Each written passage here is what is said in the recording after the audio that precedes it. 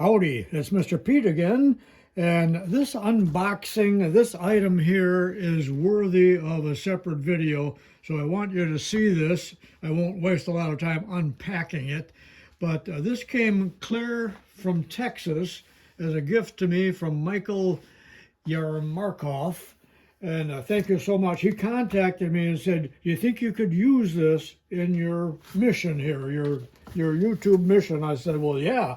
So he double boxed it. I was very worried about getting it in one piece, but it came in excellent shape, double boxed, even though the corners aren't, well, they're reinforced a little bit here, but inside of here and well packed. There's a bunch of foam. Let me pull all of that out off camera. So it's packed in this rather rigid foam. And yeah, I guess there's no guessing. It is a South Bend quick change gearbox that he said he's had for years underneath his bench. And let's take a look at it. Thank you ever so much, Michael, for sending this to me and the expense of mailing it as well. $20 or $30 in that big box. So there it is. We'll take a better look at the gears here in a second, but let's look at the label.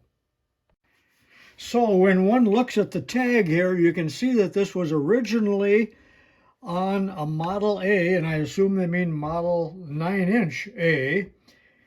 And it was a longer machine than mine for, as you well know, I have a Model C that I converted into a Model B, and I'm wondering now if I can convert it into a Model A. That is, can I adapt this to my little South Bend lathe that I got from John?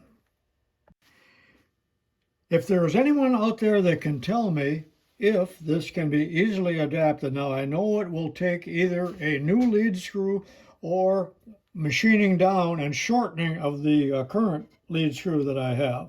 This is the output going to the lead screw. This is the input here coming right off of the gear train.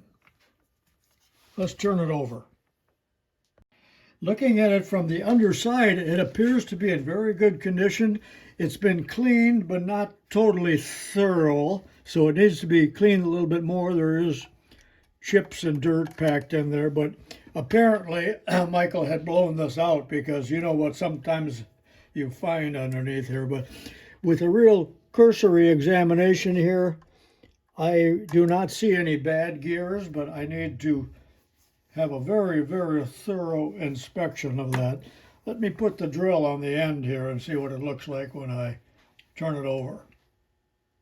When you look at the bottom side of a quick change gearbox and you see the clusters of gears and how many parts there are, you can see why they were very expensive to build. But turning it over here will give you a little idea of what's happening. Again, this is the input here from the headstock, and this would be the output right in here of the lead screw. So if anyone out there knows if this is easily adaptable, let me know, or if you've ever done it, or if you've examined the parts list. But when you look up here, in addition to the lead screw, the unit bolts onto the bed. And I looked at the lathe, and I know there's a couple holes in the lathe bed, but I do not think there is a hole way over in this position. But holes could be drilled. They'd just be clearance holes, and we're missing a Gitz oiler here. That's an easy fix. But overall, looks like a nice gearbox and a wonderful Christmas present. Thank you again ever so much. And you'll be seeing more of this. Here again is the tag, if anyone is able to do a little research for me. Now, I won't get out into the real cold garage here because it's December right now, so it's a couple months off, but I may do some more bench work on this in the warmth of Studio B. This is a bit of a review, but these pictures are from a 1952 South Bend catalog. And if you look at the Model C, which is what John sent me from Florida, they have, it has the simplified apron here without any cross feed. And I converted this machine into a Model B. So let's take a look at that picture.